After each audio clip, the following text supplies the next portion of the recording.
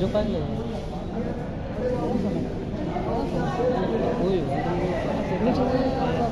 अरे बात पूछो तो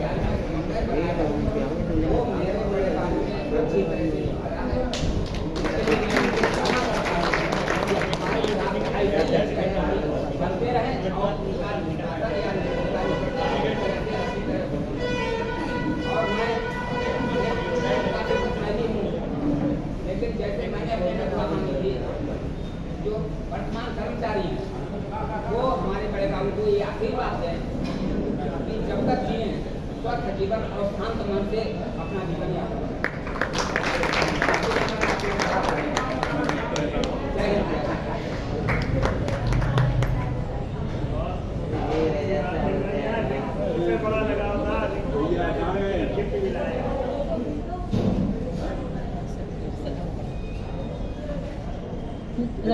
इधर देखिए भाई भैया।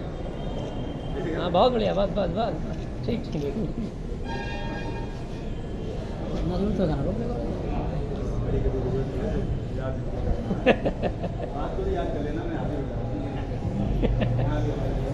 हमारे भी बड़े भाई अनुज कटियार जी से मैं निवेदन करूँगा, थोड़ा स्वास्थ्य जरूर गड़बड़ है लेकिन आए और कुछ बाबू जी के लिए करें।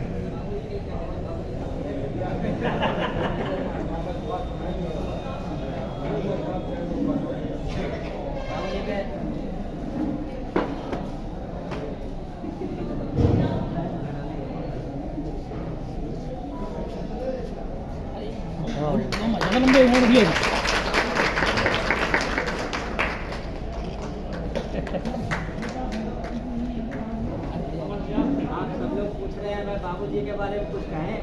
बाबूजी तो हम लोग जो है एक साथ पढ़े, एक साथ भर्ती हुए और एक साथ यहीं मिले, रिटायर साथ साथ हो पाए। ये कमी रह गई हमारी। और इनका नेचर ऐसा है बड़े भाई का कि सबका दुख दर्द फोन से पूछना, क्या नहीं है सबके बारे में, और जिसकी समस्या होती है वो किस तरीके से होगी वो सब सॉल्व करना, ये इनका बड़प्पन है। और टाइम ये बहुत पंचुअल बिल्कुल। जब मैं आता था तो बड़े भाई हमें मिलते थे, हमें क्या हो रहा बस काम में लग गए बस। और हम कहते थे घर नहीं जाओगे टाइम से तो पता नहीं भाभी हमारी कुछ कहते भी नहीं थी। पूछा कहाँ अभी निकले हैं भैया, यहीं पहुँचे अभी 7:30 बजे 8 बजे काम करते करते। अरे इतना लेबर काम करना, मतलब स्टेमिना इतना ज़्यादा है भाई में कि बहुत ज़्यादा। और रही वेतन की बात, हम लोग यहीं बैठते थे, हम नहीं है तो गए अलमारी खोली, रजिस्टर निकाला, अपने आप सब कुछ किया, ले काम हो गया। बस मतलब हम लोगों को ये साथ हमें ये नहीं लगा कभी कमी नहीं खलेगी। अब आज जो है आप जब चले जाएंगे तो ये हम देखेंगे यहाँ पे तो इसकी कमी है बहुत खलेगी हमें। अब हमारे भी 2.5 साल रह गए लेकिन बुलाते रहेंगे भाई को बीच बीच में कि आ जाओ हमारा भी कुछ सहयोग करो। और ये हमारे जनरल भाई आए और ये कप्तान आए सब लोग आए भांजे लोग आए इनके और बड़ा मतलब इन्होंने अपने रिश्तेदारी को भी बहुत अच्छी तरीके से निभाया। ऐसा बहुत कम लोग कर पाते हैं जितना इन्होंने किया और इन लोगों ने भी बहुत इनका सम्मान मान रखा। ये बहुत अच्छा लगा हमें। इनके लगे ऐसे बहुत कम मिलते हैं। ये हमारा जो है शुभकामनाएं हैं भैया सन ये हमेशा स्वस्थ रहें और ऐसे ही बिल्कुल हमेशा दिखते रहें। एकदम व्यक्ति जितने थे उतने ही रहें। उसी साथ शुभकामनाएं इनको बहुत बहुत। और हमारे मंच पर बैठे मनोज भाई और पाठक जी साहब मैं इनका सबका भी आभार व्यक्त करता हूँ। ये लोग इतनी दूर से आए और इन्होंने मतलब समय दिया इसके लिए हम इनका आभार व्यक्त करते हैं। ठीक है भैया धन्यवाद। बिल्कुल बाबू जी की हम सबको कभी महसूस होगी।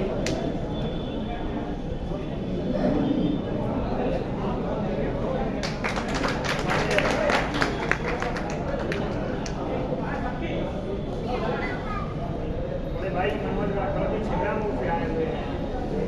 हमारे परिवारों में जब तक हम रहे हैं ड्यूटी पर हमको कोई दिक्कत नहीं होने दी। बड़ा आराम से हमारा जीवन चला, हमारा चैन से रहे। जो कमी आई बाबू ने तुरंत पूरी की। मैं इनका आभारी हूँ और हमेशा रही।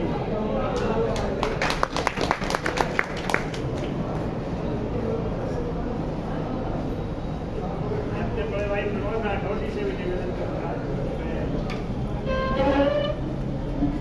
धन्यवाद पंकज जी जो आपने बोलने का अवसर दिया।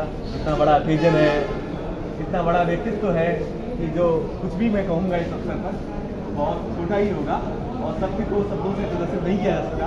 सबसे पहले मैं मंचा सिंह आदरणीय कौर साहब, हमारी भाभी जी, हमारे भैया और आदरणीय पाठक जी और आए पधारे यहाँ पर सभी हमारे कर्मचारी साथी और भाई साहब के परिवार से आए हुए सभी बच्चों को, उनके भांजे, उनकी सिस्टर्स को, आप सभी को मैं प्रणाम करता हूँ। मेरा प्रणाम स्वीकार करें। साथियों, जीवन हम सब पाते हैं और हम लोग एक दूसरे के बीच रहते हैं। यद्यपि देखा जाए तो हमारा एक परिवार हो सकता है छोटा सा, लेकिन अगर हम माने तो ये पूरा संसार हमारा परिवार है। ठीक इस रिश्ते से कि अगर हम देखें, हम इस चमड़े से ऊपर जाएं तो मुझे लगता है शायद जातीयता हम तोड़ पाएंगे, शायद हम धार्मिकता तोड़ पाएंगे और जो हम जानने की जो हमारे अंदर वास्तविकता है कि हम हैं कौन। हम हैं एक मनुष्य। सबसे पहले तो हम मनुष्य हैं और मनुष्यता का भान जब हमें हो जाए तब हम पूरी प्रकृति के साथ, पूरे अपने संसार के साथ समानता का न्याय कर पाएंगे। ऐसा जीवन जी के हमारे भाई ने यहाँ पर दिखाया। मेरा परिचय भाई साहब के साथ 10-12 साल पहले करीब हुआ था। फर्रुखाबाद तो मैं नहीं रहा हूँ, संगठन से भी मेरा परिचय है, लेकिन मेरा परिचय एक भाई के रूप में है और मेरे बड़े भाई हैं, मेरा मार्गदर्शन करते रहे। यहाँ श्यामवीर जो है हमारा दोस्त है और बचपन से ही हमारा सखा है और उसके नाते जब मैं भाई साहब से मिला था छोटी सिस्टर के तिलक समारोह में, तो मैं पहली बार मिला था और समय समय पर जब भी मुझे जरूरत पड़ी भाई साहब मेरे लिए हमेशा सदैव बड़े भाई जैसे ही खड़े रहे। जब मुझे रात में भी कभी कुछ किसी विषय पर डिस्कशन करना होता था या कोई भी निर्णय लेना होता था या कुछ भी पूछना होता था तो भाई साहब ने ठीक वैसे ही मार्गदर्शन किया जैसे एक परिवार का कोई बड़ा अपना मार्गदर्शन करता है। तो उन्होंने जो हम सबके साथ जीवन जिया वो ऐसे जीवन जिया कि कैसे जीवन जिया जाता है।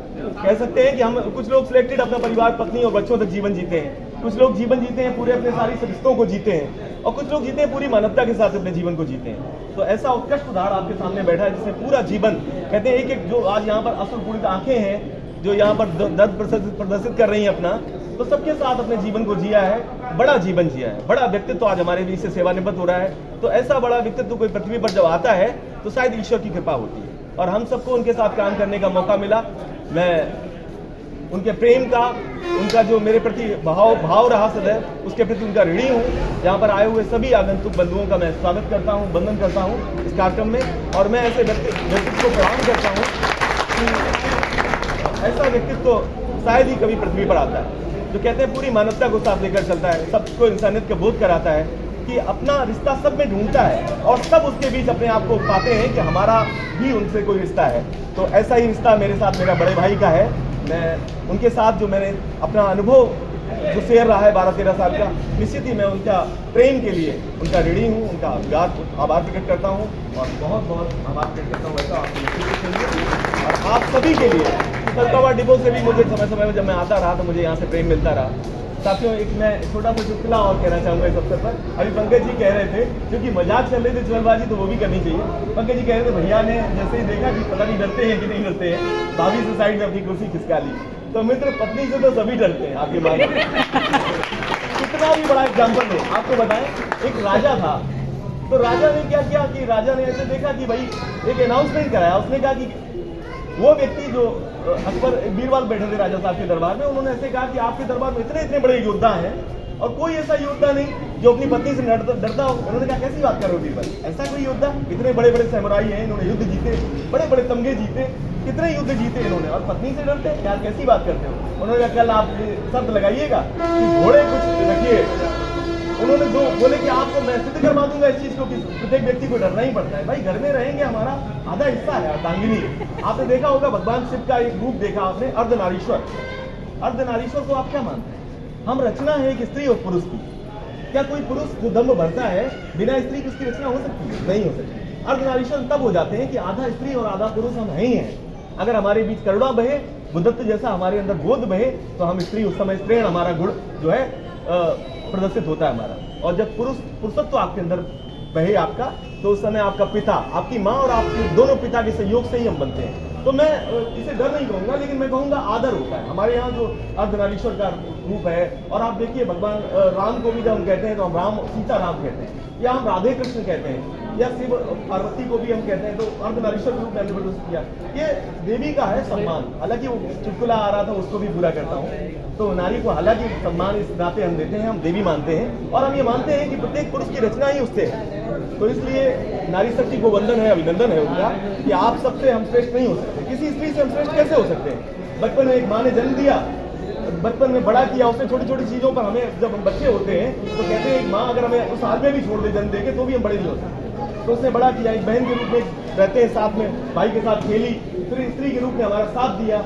तो इस तरीके से तो यहाँ थे। अब बात आई थी हंसी मजाक की। तो राजा ने क्या किया, पंकज जी आप जो कह रहे थे, राजा ने कहा कि बीरबल कैसे सिद्ध करोगे कि डरता है हर व्यक्ति अपनी पत्नी? उन्होंने कहा कल आप इनाम में 2 घोड़े रखवाइए, एक सफेद और एक काला, 2 कलर के थे। उन्होंने क्या अनाउंस कराइए कि जो व्यक्ति यहाँ पर अपनी पत्नी से न डरता हो वो दाएं तरफ खड़ा हो, और जो व्यक्ति पत्नी से डरता हो दाएं तरफ। लेकिन शर्त ये है कि बाद में मृत्युदंड दिया जाएगा अगर बाद में पता पड़ा झूठ बोले। तो बड़े बड़े सैमुराई आए, सब लोग जितने आए, उनके बड़े बड़े सेनापति, बड़े बड़े सैनिक सब खड़े हुए, सब ने दाईं तरफ खड़े हो गए एक साइड से। एक दुबला पतला व्यक्ति जो है एक तरफ खड़ा हो गया।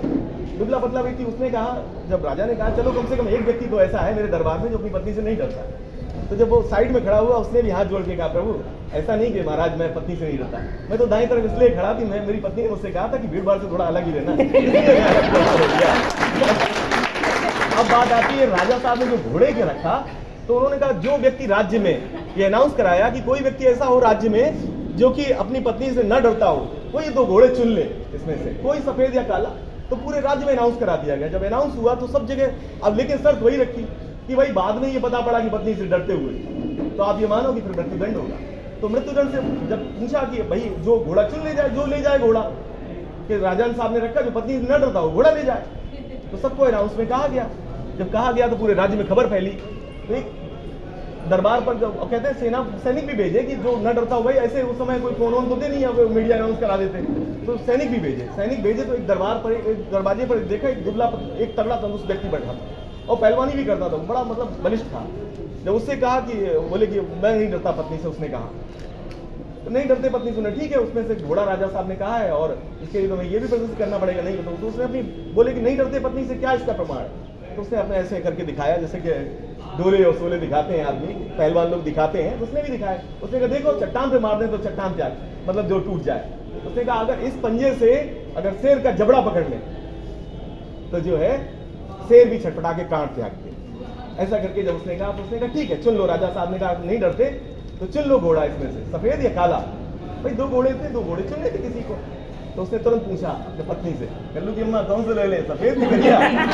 तो आप पूछा भाई डर की वजह से। तो पंकज जी ये चीज देखिए, आप पत्नी का मैं ऐसा नहीं कहूंगा कि डरता है कि नहीं डरता है, सम्मान करता है भाई, परिवार मिलके चलता है। आज का ओकेजन है, आप सभी को यहाँ पर उपस्थित हैं बड़ी संख्या में साथियों। सेवानिवृत्त, कोई सेवानिवृत्त नहीं है, और ऐसा व्यक्तित्व जब सेवानिवृत्त होता है तो सेवा नहीं, उनको नया जीवन यहाँ पर शुरुआत करने का मौका मिलता है। इस व्यक्ति ने सदैव यहाँ पर कहते हैं आप सबको प्रेम दिया होगा भाई साहब ने हमारे। जब मुझे इतना प्रेम मिला, मैं इतना दूर बैठा था, करीब 12-13 साल से जिससे मैं जुड़ा हूँ, ये प्रेम जो मैंने पाया भाई साहब से, तो आप सबको भी निश्चित बड़ा प्रेम मिला होगा, उस परिवार ने बड़ा प्रेम पाया होगा। जैसा ऐसा व्यक्तित्व यहाँ जन्मा, भगवान बुद्ध जैसा, कृष्ण जैसा, राम जैसा, मैं ऐसा तुलना करना चाहूँगा। तो निश्चित रूप से आप सबने प्रेम पाया होगा। आज हमारी बच्ची यहाँ बैठी है, शिक्षा भी देखिए आप बच्चों को अच्छी दी। आज बच्ची बैठी है MBBS कर रही है भाई साहब की, बेटा बैठा है पीछे MTech कर रहा है, और परिवार में देखिए आप उनके भांजे बैठे हैं, संपन्न परिवार बैठा है। तो इस परिवार के बीच ऐसा महामानव जन्मा। मैं पुनः प्रणाम करता हूँ ऐसे महामानव को, आप सबको प्रणाम करता हूँ कि आप सबके परिवार में इतना हीरा व्यक्तित्व जन्मा। और साथियों आप सबको भी प्रणाम करता हूँ, इस मंच को प्रणाम करता हूँ कि आप सबने ये शानदार कार्यक्रम रखा। विदाई कार्यक्रम देखिए, आप जीवन में हम जीते हैं, हमारा बहुत छोटा सा जीवन, जो कहते हैं कि हमारा बचपन परिवार के साथ बीतता है, यहाँ हमारा सेवा काल होता है। आप देखिए कि 30 साल 35 साल भाई साहब ने आपके बीच दिए होंगे, तो आपको भी बहुत उनका मतलब पूरा जवानी जब कहते हैं हम आपके बीच दी होगी, तो हमारे बीच भी प्रेम रहे, हमारे परिवार के हिस्से रहे। तो हमारा प्रत्येक पल जो हम जीते हैं उसे हमें जीवंतता के साथ जी के दिखाना चाहिए। वो भाई साहब ने जी के दिखाया। आप सबका आभार, इस मंच पर मुझे बोलने का अवसर दिया। आप सबको प्रणाम, भाई साहब को प्रणाम, हबीब को प्रणाम, जी को प्रणाम। बहुत बहुत धन्यवाद मुझे बोलने के लिए पंकज जी, आपका बहुत बहुत धन्यवाद।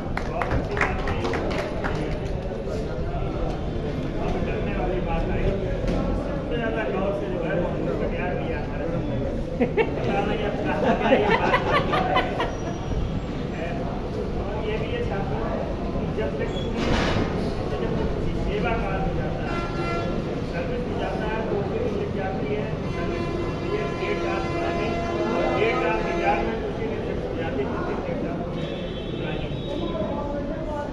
का बहुत अच्छा कार्यक्रम रहा, दिख भी रहा है। उनके भांजे तेल जी से भी निवेदन करूँगा कि वो भी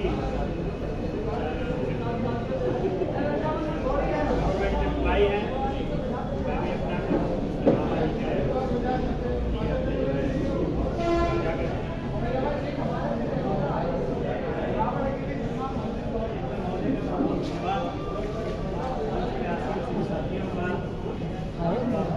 उसमें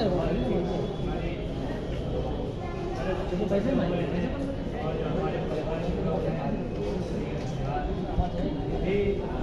बात चाहिए हो जाए, उसमें आगे बढ़ाने जो पत्नी होती है वो 75% होती है, वो 25% होती है। बिल्कुल बिल्कुल, क्यों? क्योंकि पत्नी के साथ बच्चे होते हैं।